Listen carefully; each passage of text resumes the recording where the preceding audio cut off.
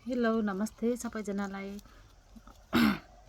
आज पनि म एउटा सानो भिडियो लिएर आइरहेको छु हैन। अब यो भिडियो चाहिँ के भन्दाखेरि चाहिँ अब खासै त्यस्तो साह्रो भिडियो गर्नुपर्ने यो गर्ने तपाईँहरूलाई सुनाउनु पर्ने त थिएन हैन। र पनि अब यसो आफूलाई मनमा लागेका कुराहरू हैन, आफूले अब हिजोका दिनहरूमा आजको दिनहरूमा के भयो त, आफ्नो दिनचर्याहरू कसरी बित्यो भनेर चाहिँ हैन म तपाईँहरूलाई मेरो बारेमा अब आफूले भोगेका कुराहरू यताउति हैन गरेका कामहरूको बारेमा म तपाईँहरूलाई सुनाउन गइरहेको छु। र हैन अब हिजो चाहिँ के भयो भन्दा चाहिँ हामी चाहिँ BP hospital Ghopa camp hospital Dharan जानुपर्ने भयो हैन।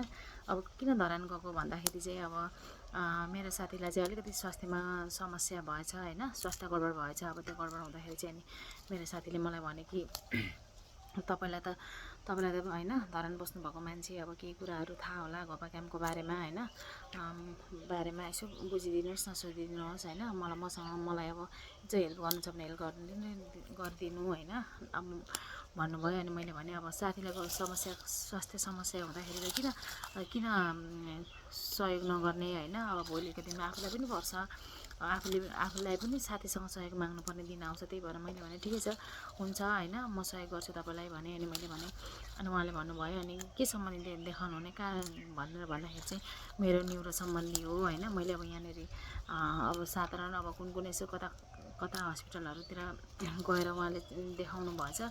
अब त्यसरी देखाउनु हुँदाखेरि चाहिँ उहाँलाई अलिकति अब चित्त बुझ्दो भएन होला हैन, सायद। अनि उहाँले चाहिँ अब धरानै देखाउँछु म भन्ने विचार आएछ उहाँलाई। अनि त्यसपछि चाहिँ अनि उहाँले भन्नुभयो। अनि मैले भने अब ठिकै छ, मेरो साथी छ हस्पिटलमा, म मेरो साथीलाई फोन गरेर बुझ्छु भनेर मेरो साथीलाई फोन गरेँ। अनि फोन गर्दाखेरि चाहिँ के सम्बन्धी भन्नुभयो, न्युरो सम्बन्धी अरे। अनि के अरे भूपेन्द्र शाह डक्टर हुनुहुन्छ अरे भनेर चाहिँ मेरो साथीले सुन्नुभएको रहेछ। अनि मेरो साथीले मैले भने भूपेन्द्र शाहलाई देखाउने भन्दै हुनुहुन्छ भनेर भने। त्यसो भने कि के अरे न्युरो सम्बन्धी देखाउनु, ठिकै छ त भूपेन्द्र शाहलाई नै देखाउनुहुन्छ भने चाहिँ तपाईँहरू आइतबार र मङ्गलबार बस्दो रहेछ क्या, हप्तामा 2 दिन, सन्डे एन्ड ट्युसडे, आइतबार र मङ्गलबार बस्नु रहेछ। अनि त्यही भएर नि हिजो आइतबार हामी सर्न गयौँ होइन।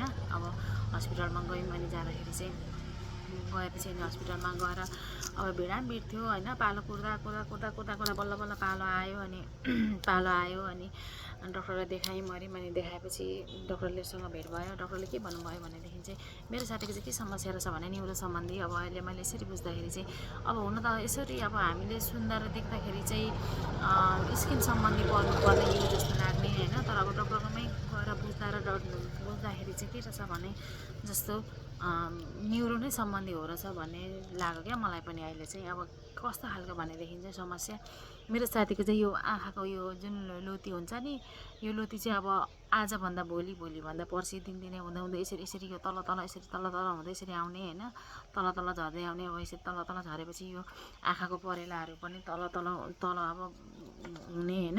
अनि आँखा हेर्नु असजिलो हुने, घरिघरि झ्यापी बन्द भए जस्तो हुने, आँखा अँध्यारो देखेर तिरिमिरी देखिने होइन। अनि आँखाको परेलाहरू आँखाभित्र छिरेर उहाँलाई चाहिँ एकदम अब आँखा हेर्नु एकदम गाह्रो हुँदो रहेछ होइन। त्यस्तो हुनु थालेछ। अब पहिला त त्यस्तो थिएन अरे। अब अलिअलि गर्दै अहिले चाहिँ निकै नै भएपछि चाहिँ अब डक्टरकोमा होइन जानैपर्छ भन्ने लाग्यो मलाई। त्यही भएर अनि त्यसरी भन्नुभयो। अनि त्यस्तो रहेछ समस्या। अनि डक्टरलाई भन्यो डक्टर यस्तो खालको समस्या छ मेरो भनेर उहाँले भन्नुभएपछि अनि डक्टरले भन्नुभयो ठिकै छ, यो अब रोग त्यस्तो साह्रो डरलाग्दो ठुलो रोग पनि होइन, अब नर्मल रोग पनि होइन। तर तपाईँहरूले अब ठुलो रोग लागेको रहेन रहेछ मैले भनेर तपाईँहरू यसरी चुपचाप लागेर बस्नु पनि मिल्दैन होइन, मिल्दैन।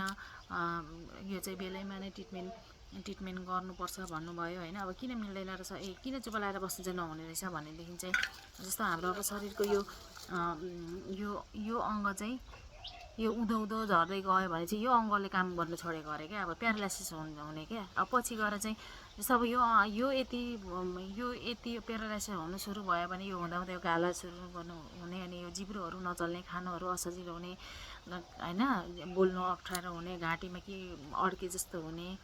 हो त्यस्तो हुँदाहुँदै अनि यसरी हुँदाहुँदै यो हात पाखुराहरूतिर जाँदै गर्दा रहेछ क्या।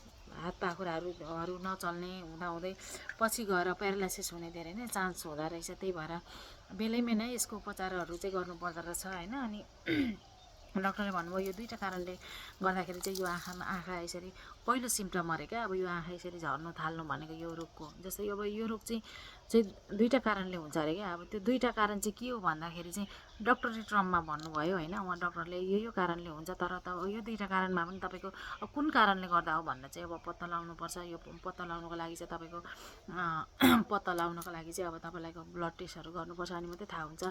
यसरी ब्लड टेस्टहरू रिपोर्टहरू नआइकन तपाईँले कुनै पनि औषधिहरू खानु मिल्दैन भनेर भन्नुभयो होइन। अनि अब त्यो डक्टरी टर्ममा भन्नुभयो। अब मलाई बिचमा क्वेसन गर्ने त मलाई एकदम इच्छा लागिरहेको थियो। अब होइन म त्यस्तो भइरहेको थियो, के अरे के पो भन्नुभयो भनेर। अनि डक्टरी टर्ममा भन्नुभएको हुनाले चाहिँ मैले त्यति राम्रो बुझिनँ र पनि अब अनि अब एकदम अब हस्पिटलको भिड त्यही हो होइन। अनि अब बिचमा क्रस क्वेसन अरू आइहाल्यो क्या। अब त्यो भएपछि मैले त्यो कुराहरू खासै त्यति साह्रो वास्ता गरिनँ होइन।